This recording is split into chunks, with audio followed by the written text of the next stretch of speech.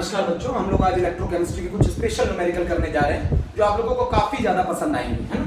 तो बेटा आज हमारा जो लेक्चर नंबर है इलेक्ट्रोकेमिस्ट्री का वो है लेक्चर नंबर 7। चैप्टर का नाम है इलेक्ट्रोकेमिस्ट्री।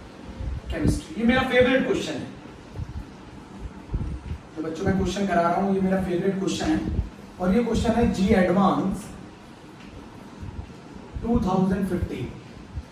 चलो पहले क्वेश्चन की इंफॉर्मेशन लिख लेते हैं। क्वेश्चन की इंफॉर्मेशन ये है कि lambda M of H X is 10 times smaller than lambda M of H Y. पहला इंफॉर्मेशन, क्वेश्चन के बारे में पहली इंफॉर्मेशन देख रहे हैं आप लोग। Lambda M of H X is smaller than the lambda M of H Y. कितने times?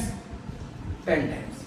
Second, concentration of HX is 0.01 molar. Concentration of HY is 0.1 molar. ये भी एक इंफॉर्मेशन गिवन है। सेकंड, थर्ड इंफॉर्मेशन क्या given है, समझिए मेरी बात को। Lambda naught of x minus बराबर lambda naught of y minus. करना क्या क्वेश्चन में? क्वेश्चन पूछ रहा है pKa of HX minus pKa of HY किसके बराबर होगा। हमसे क्वेश्चन पूछ रहा है pKa of HX minus pKa of HY किसके बराबर होगा। आपको अच्छी तरह बता दूं, Ka जो होता है वो बराबर होता है C alpha square upon 1 minus alpha. जब अल्फा बहुत कम होता है तो 1 माइनस अल्फा में से अल्फा को नेग्लेक्ट कर देते हैं। होता तो ये है 1 minus alpha is nearly equal to 1, तो Ka की वैल्यू आ गई C अल्फा स्क्वायर। अब जरा मेरी बात समझिएगा, क्वेश्चन में अगर lambda naught of x minus बराबर है lambda naught of y minus के, तो क्या इसका ये मतलब लिख सकता हूं मैं लैम्डा नॉट ऑफ hx बराबर लैम्डा नॉट ऑफ hy? बोलो, दोनों तरफ h प्लस जोड़ दिया। अगर मैं इसको लिखूंगा तो यही कहानी आएगी ना। कैसे? Lambda naught of h plus lambda naught of x minus बराबर lambda naught of h plus lambda naught of y minus. ये कैंसिल, तो बताओ यही कंडीशन आ गई ना। तो क्या अगर किसी का lambda naught of x minus बराबर lambda naught of y minus दे रखा है, तो क्या मैं इसका मतलब ये समझ सकता हूँ कि लैम्डा नॉट ऑफ hx बराबर lambda naught of hy? hx दोनों तरफ से कैंसिल हो जाएगा। तो अगर x माइनस y माइनस के बराबर है लैम्डा नॉट, तो इसका मतलब है लैम्डा नॉट ऑफ hx बराबर होगा लैम्डा नॉट ऑफ hy की। अब अल्फा का क्या फार्मूला होता है लैम्डा के टर्म्स में? Lambda m at a particular concentration upon lambda m naught। यही होता है ना फॉर्मूला, यही फॉर्मूला होता है ना प्यारे बच्चों, जरा चेक करो। अच्छा मुझे ये बताओ, मैं यहाँ लिख रहा हूँ बच्चों, मैं यहाँ लिख रहा हूँ Ka of hx upon Ka of hy। मैं लिख सकता हूँ C of hx alpha square of hx upon C of hy alpha square of hy। बोलो जल्दी बोलो। अच्छा, अगर लैम्डा m hx का 10 गुना छोटा है लैम्डा m hy से, तो lambda m hx upon lambda m hy मैं 1/10 लिख सकता हूँ क्या? 10 गुना छोटा है ना बेटा, क्या मैं lambda m hx upon lambda m hy को 1/10 लिख सकता हूँ? प्यारे बच्चों बहुत फोकस करने की जरूरत है इस क्वेश्चन पे, बहुत सारी इंफॉर्मेशन गिवन है। pKa of hx minus pKa of hy। P मतलब होता है माइनस लॉग, P मतलब होता है माइनस लॉग, P मतलब माइनस लॉग होता है। तो ये बन जाएगा माइनस लॉग Ka, ये बन जाएगा माइनस लॉग Ka, दोनों बन जाएंगे ना। P का मतलब होता है माइनस लॉग। अच्छा लिख देता हूँ आप लोगों के लिए, आप कह रहे हो कि क्या कर रहे हैं। pKa बराबर होता है बेटा माइनस का लॉग Ka। P किसी के साथ जुड़ जाए ना तो माइनस लॉग लगा देना। P मतलब होता है माइनस लॉग। बोलो बच्चों, मुझे इंफॉर्मेशन मिल गई है क्या? बोलो जल्दी बोलो। रफ कर दूं यार इसे? आप बोल रहे हो तो रफ कर देता हूं। अच्छा मुझे एक बताओ, ये लिखा मैंने बच्चों, ये मैंने लिखा Ka ऑफ hx है ना, और ये लिखा मैंने बेटा Ka of hy। C of hx हमें दे रखा था 0.01, C ऑफ hy हमें दे रखा बेटा 0.1। अल्फा की जगह मैं क्या लिखूंगा? Lambda m of hx upon lambda M naught of H X का होल स्क्वायर। नीचे क्या लिखूंगा, lambda M of H Y upon lambda M naught of H Y का होल स्क्वायर। लिखा ना प्यारे बच्चों। अच्छा, आपको अच्छी तरह मालूम है lambda naught of H X बराबर lambda naught of H Y, तो ये तो गया कैंसिल, बोलो ये तो गया। और lambda M of H X upon lambda M of H Y is 1/10, तो बताओ क्या आएगा, तो ये आ गया के ए ऑफ एच एक्स अपॉन के ए ऑफ एच वाई बराबर 0.01 अपॉन 0.1 और 1/10 का होल स्क्वायर। तो मेरे हिसाब से जो ये सॉल्व करने पे आ रहा है वो आ रहा है 10 की पावर -3 के ए ऑफ एच एक्स अपॉन के ए ऑफ एच वाई, मैंने निकाल लिया 10 की पावर -3। बेटा lambda M H X upon lambda M H Y का जो रेशियो है वो 1/10 है, तो 1/10 का स्क्वायर करोगे तो कितना आ जाएगा 1/100। इसको सॉल्व करोगे तो ये 1/10 कैंसिल हो जाएगा, बोलो। तो ये आ गया 10 की पावर -3 आ गया ना बच्चों। अब मुझे निकालना क्या है, मुझे निकालना है pk of hx minus pk of hy।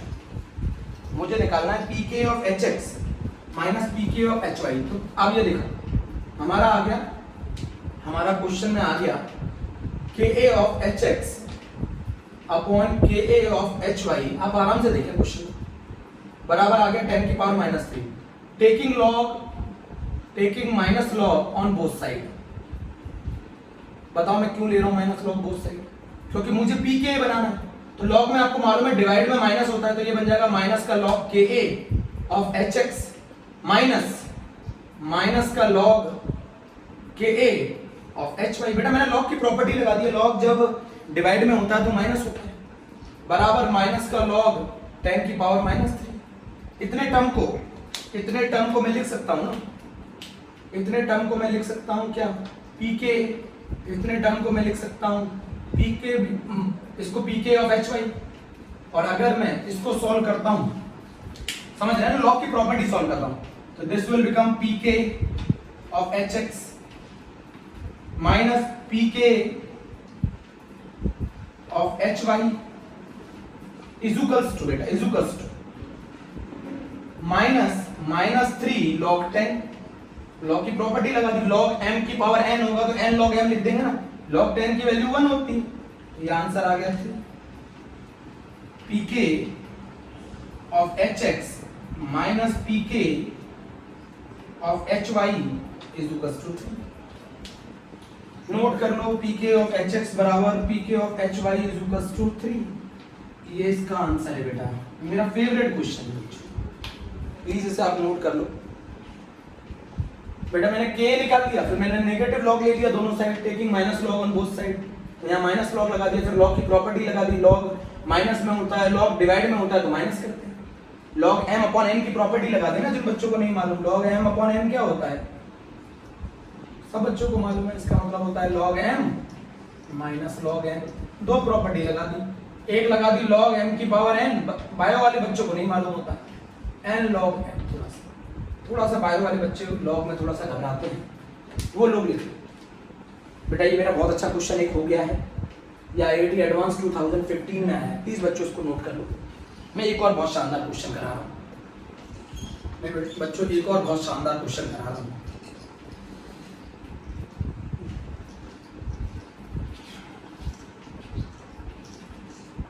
अच्छा मुझे एक चीज बताओ, आपने आयनिक मोबिलिटी वर्ड सुना होगा,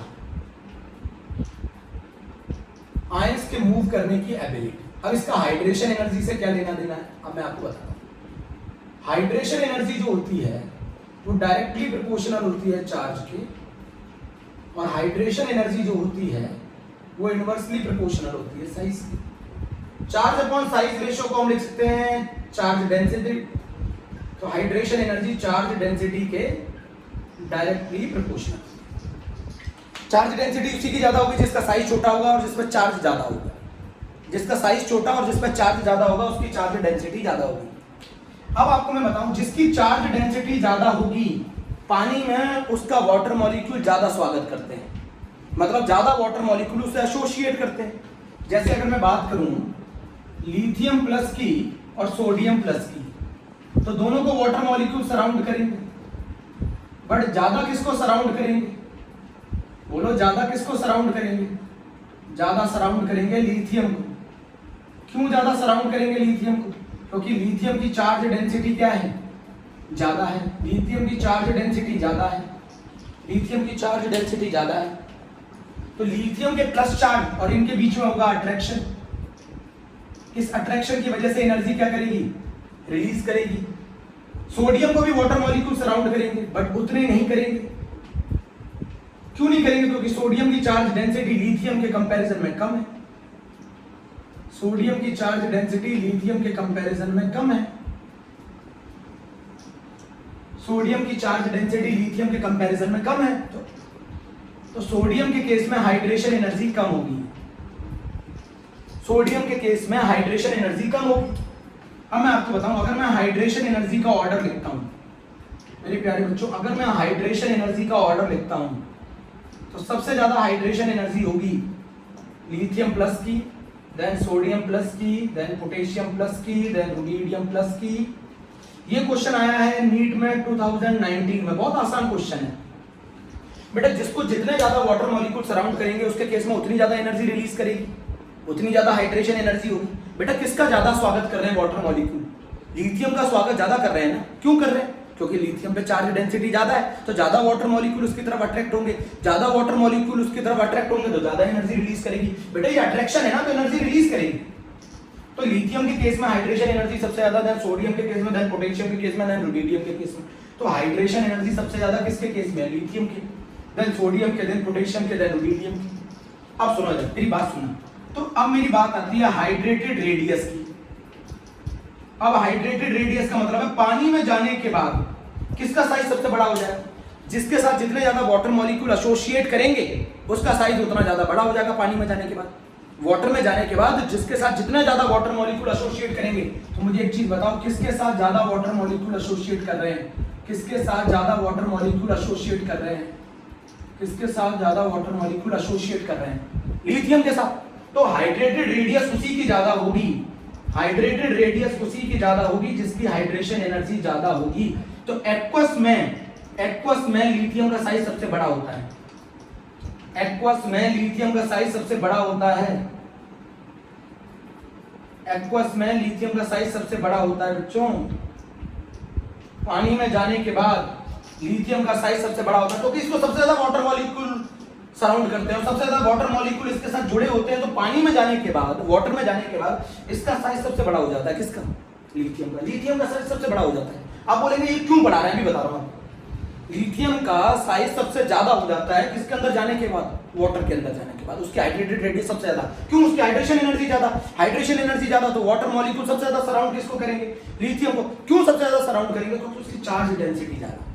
जिसकी चार्ज डेंसिटी ज्यादा होती है ना, उसकी हाइड्रेशन एनर्जी ज्यादा होती है, और जिसकी हाइड्रेशन एनर्जी ज्यादा होती है बेटा उसकी हाइड्रेटेड रेडियस ज्यादा होती है। अब पानी में जाने के बाद कौन ज्यादा मोटा है? भाई मोटे आदमी को ज्यादा दिक्कत आती है ना मूव करने में। पानी में जाने के बाद कौन ज्यादा मोटा है? बताओ किसका साइज बड़ा है? किसका साइज बड़ा है? लिथियम का। तो जिसका साइज बड़ा होगा उसकी आयनिक मोबिलिटी कम होगी, उसकी आयनिक मोबिलिटी कम होगी।